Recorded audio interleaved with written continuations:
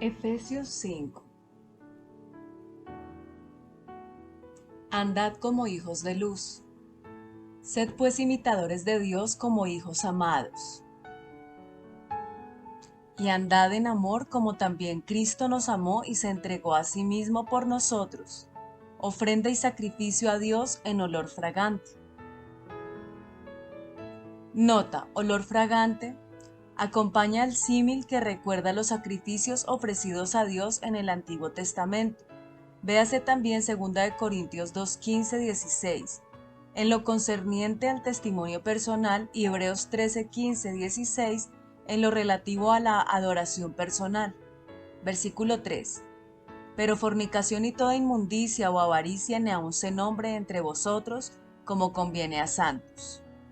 Nota: fornicación abarca todos los actos de inmoralidad sexual, avaricia, lo insaciable de la carnalidad humana, nunca satisfecha con lo que tiene.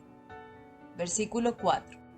Ni palabras deshonestas, ni necedades, ni truanerías, que no convienen, sino antes bien acciones de gracias. Porque sabéis esto, que ningún fornicario o inmundo o avaro que es idólatra tiene herencia en el reino de Cristo y de Dios.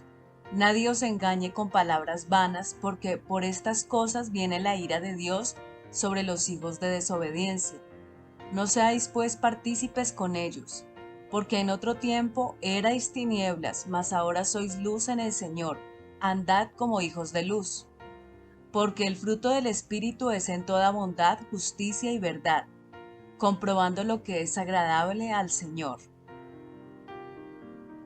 Y no participéis en las obras infructuosas de las tinieblas, sino más bien reprendedlas.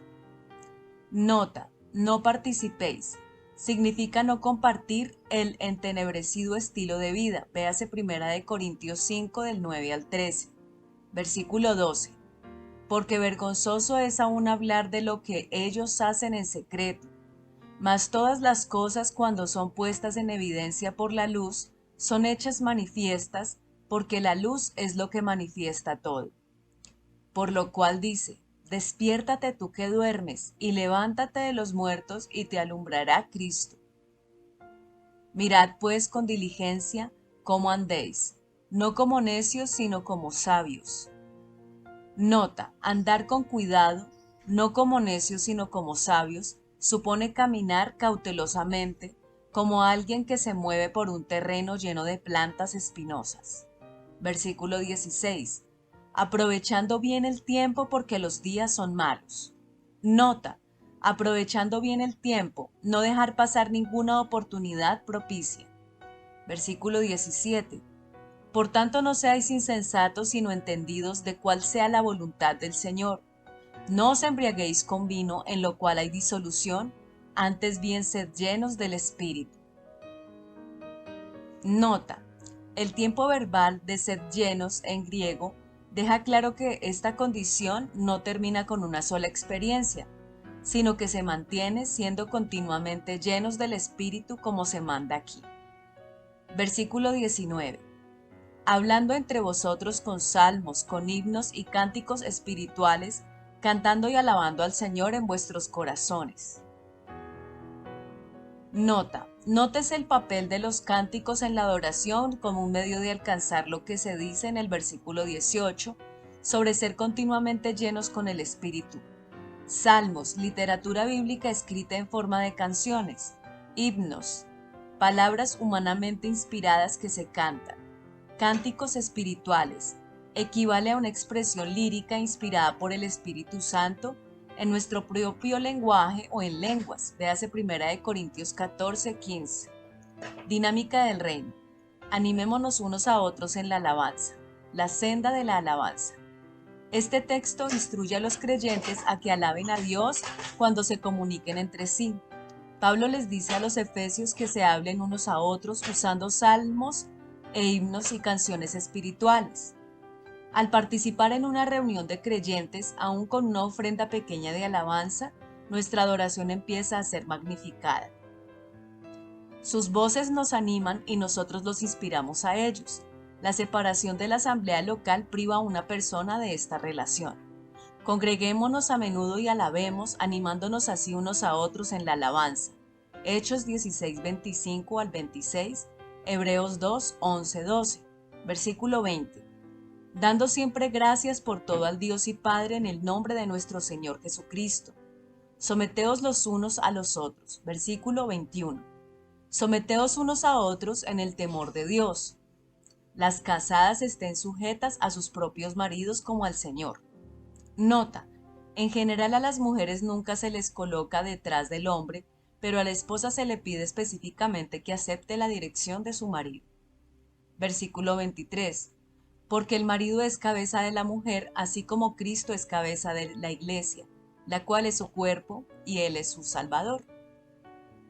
Nota: la Biblia no coloca al varón sobre la mujer, pero llama a los esposos a desempeñar un liderazgo responsable, en el mismo espíritu de entrega y devoción mostrado por Cristo para con su iglesia. Someteos es tomar el lugar divinamente dispuesto en una relación dada. Nunca se exigirá sometimiento de unos seres humanos a otros.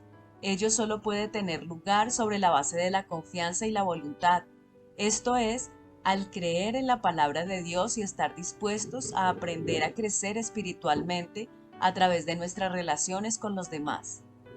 Versículo 24. Así que como la iglesia está sujeta a Cristo, así también las casadas lo estén a sus maridos en todo.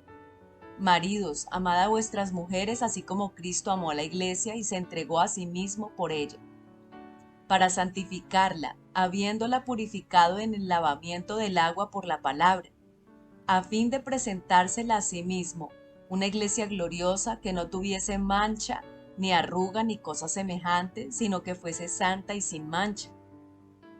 Así también los maridos deben amar a sus mujeres como a sus mismos cuerpos. El que ama a su mujer, a sí mismo se ama.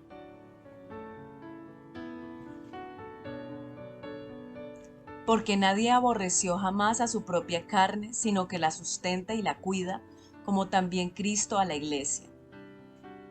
Porque somos miembros de su cuerpo, de su carne y de sus huesos. Por esto dejará el hombre a su padre y a su madre, y se unirá a su mujer, y los dos serán una sola carne. Grande es este misterio, mas yo digo esto respecto de Cristo y de la iglesia. Por lo demás, cada uno de vosotros ame también a su mujer como a sí mismo, y la mujer respete a su marido. Nota final. Estos versículos colocan tales demandas sobre los hombros del esposo cristiano que resulta imposible comprender cómo se han podido lanzar acusaciones de superioridad masculina en la Biblia, o cómo se pudo alguna vez invocar estos textos bíblicos como justificación para explotar a las mujeres o a las esposas. Dinámica del reino. Cristo y la iglesia como modelo de las relaciones entre el esposo y la esposa. Orden familiar. Las instrucciones específicas que el apóstol Pablo da a esposos y esposas constituyen un destello de las relaciones entre Cristo y su iglesia, un modelo celestial para todo matrimonio terrenal. ¿Cómo debo conducirme con mi esposa? Mira a Cristo, el esposo divino, en su relación con la iglesia. La ama, se sacrifica por ella, está atento a sus intereses, la cuida. Sé tan sensible a las necesidades de ella y a lo que la hace sufrir, como lo eres con los miembros de tu propio cuerpo. A su vez, la esposa debe preguntarse, ¿cómo debo conducirme con mi marido? Fíjate en la desposada escogida, la iglesia, en su relación con Cristo. Respétalo, reconoce que Él está llamado a ser la cabeza de la familia. Responde positivamente a su liderazgo, escúchale, encómialo. Mantente unida en propósito y en voluntad con Él. Sé una ayuda verdadera. Véase Génesis 2:18. Ningún marido y ninguna esposa puede hacer esto apoyándose solo en su fuerza de voluntad o resolución. Pero como eres hechura de Dios, al igual que tu matrimonio, Efesios 2:8-10, el Señor te ayudará a lograrlo. Primera de Corintios 11:3, Primera de Pedro 3:1-7.